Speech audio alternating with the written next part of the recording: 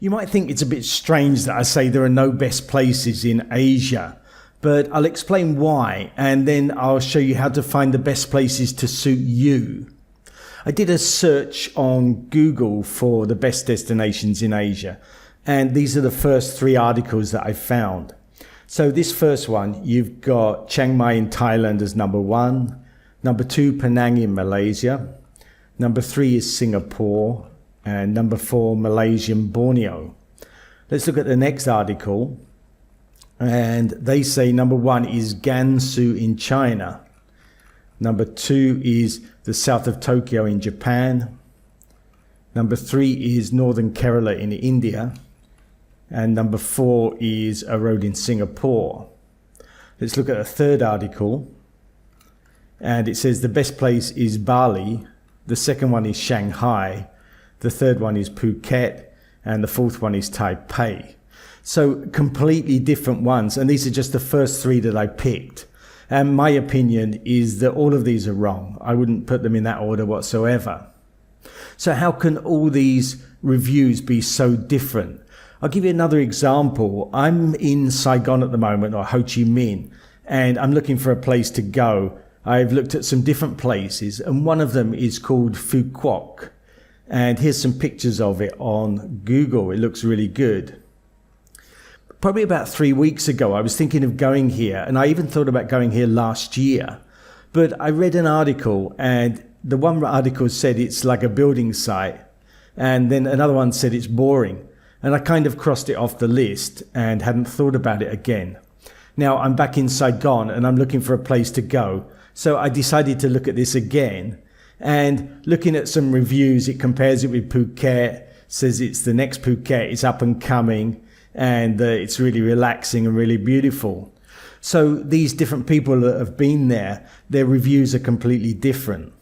And I want to look at why that is. So these are some of the reasons.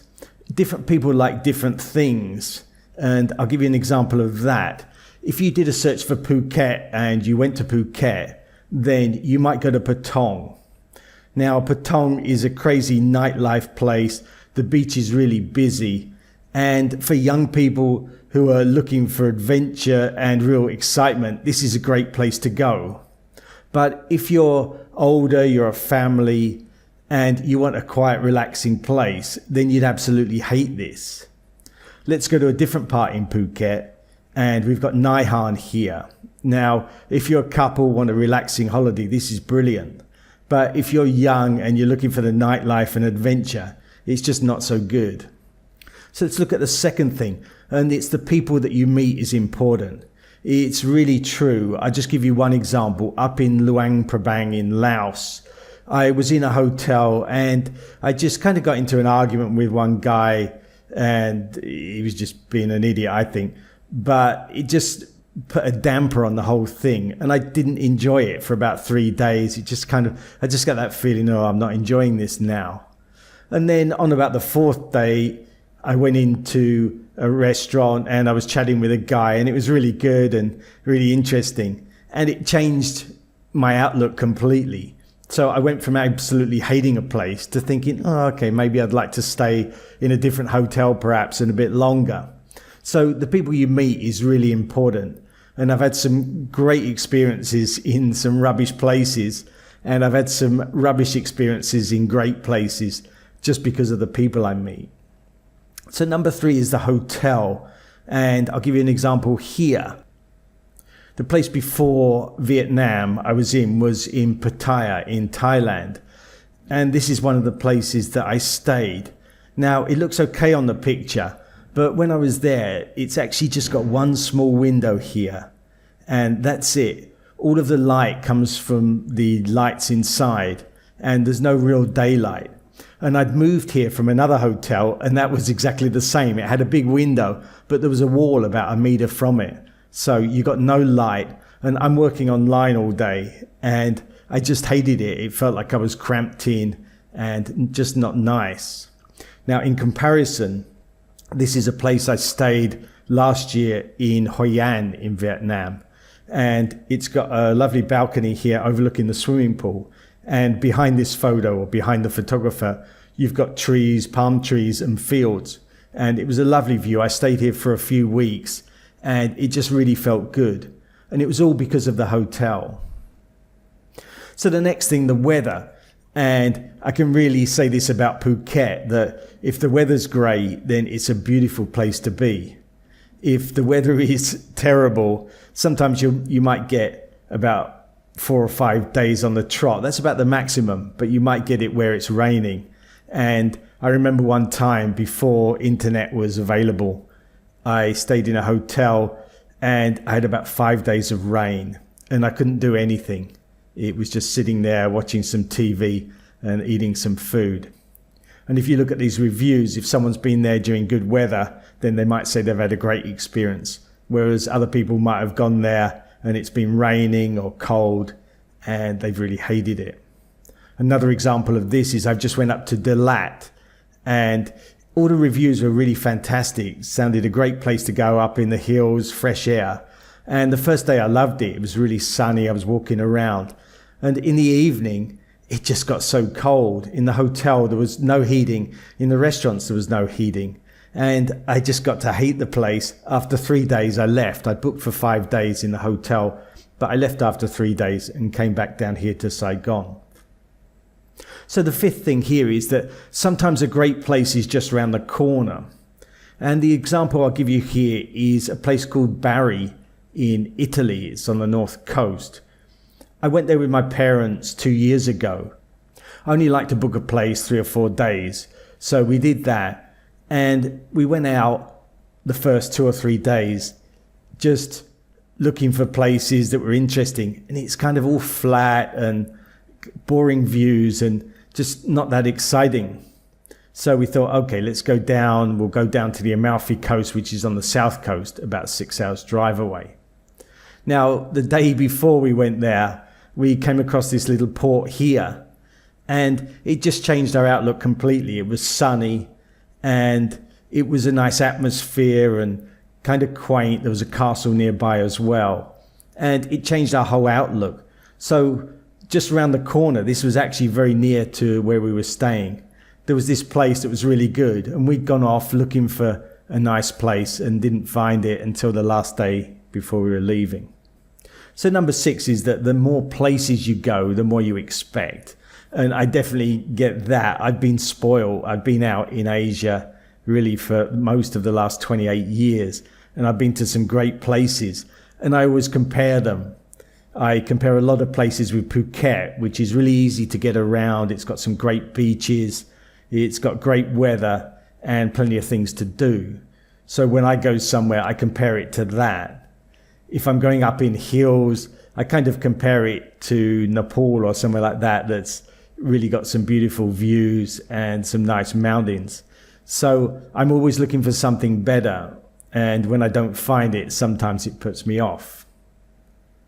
So the thing is then, how can you find these really good places that suit you in Asia? Now, this is what I like to do.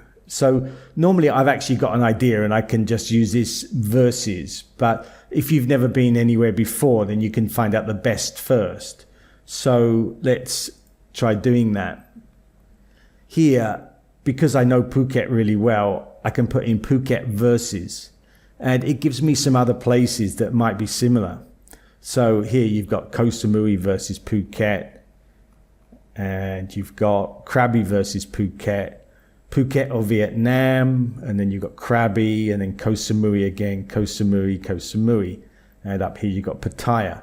So it just gives you an idea. So if you've got an idea, first of all, maybe you've gone on one of these top ones and it said Phuket here. I think this one said Phuket. Say you see Phuket in one of these best ideas and the picture looks good. Then the second thing that you can do is go on and look at verses, so Phuket verses. And then you can look at these places as well. You can look at Vietnam, you can look at Krabi or Koh Samui. And a way I like to do that is using Google Images. So here you've got a search of Koh Samui and you can just look at the pictures here and see what they're like. See if it looks like a place for you. You could look at Krabi. And then you can see if that looks like a place for you. and you can look at Phuket and see if that looks like a place for you. So that's one way of doing it. But also read the articles. You've got here Phuket versus Krabi. So click on it and look at their opinion, because they might be looking for something different to you. They might be looking for adventure and you might be looking for a relaxing holiday, or they might be looking for nightlife and you're not interested in that. So click on all these different articles and see what is actually in those places. And that's a really good way of doing it. So the second one here is Google Images, and I've just done that. And the third one is Google Maps. There's a place I'm thinking of going, which is Nha Trang. And here you can see the Google map for it. I looked at some images of it. Let's just do that first. So Nha Trang. I actually wasn't that impressed. You've got some nice beaches here, but it's very built up. And that's not really the kind of place that I like. But then there are some places here that do look good. So this one doesn't look so built up, and this here, this doesn't look built up. So I'm not really sure if it's going to be the right place for me. And one way of doing it then is to look at this Google Maps. This is Nha Trang here, and this is the city. And this looks like this big beach that's down the front here. Now, I try and put the scale on about 1 kilometer, and I want to see how built up it is. So that scale is 1 kilometer. So this is built up going back about maybe 2.5 kilometers before you've got all these fields. And this beach is probably about maybe 7 kilometers up there, and it's all backed by buildings. So it's probably not the place I'm looking for. But having said that, I looked in closer and I saw this area here, and this looks like you got a hill here because there's nothing built on it. And then this looks a bit interesting. And not only that, but you've got all these ferries going out to these islands. And that's the sort of thing I like. I like to be based somewhere, and if you can go out to islands, then it's really good. And if you look at these islands, then there's nothing really on them. You've got a lot of beaches on them, but not much built on them. Looks like probably some new houses here, but not too much. So it's made me look at it again. At first thought, looking at the images, it didn't really appeal to me. But when I looked at this, I then thought, maybe some of these islands are good. So I'm going to look into that further. As well as Google Images and Google Maps, you can also look on YouTube and try and find some videos. And I quite often just look at the pictures actually and see whether it seems to be the place I'm looking for. And it doesn't really on here. It seems a bit too built up and a little bit hectic for me. So I'm not sure. But I also look at a few of the videos and just see if I like those as well. So number 4 here, only book 3 or 4 days. And I definitely like to do that. It's always easy to extend. You can normally either stay at the same hotel or maybe you've got to move. But if you only book 3 or 4 days, then you can have a quick look around and see if there's a better place for a start, but also see if it's just worth staying. Sometimes I see a hotel and on internet it looks fantastic, but when I go there I really hate it. Other times I think a place looks okay and then I go there and I think, wow, I love this, and I just want to keep extending and extending. But if you only book 3 or 4 days to start with, then you can decide once you get there. And number 5 here is to get transport straight away and to look around for the best places. I quite often get to a place and the area I'm in is just not that nice, but I get a motorbike, I look around and I find some places, wow, this is where I want to stay. And then I can just move after 3 or 4 days.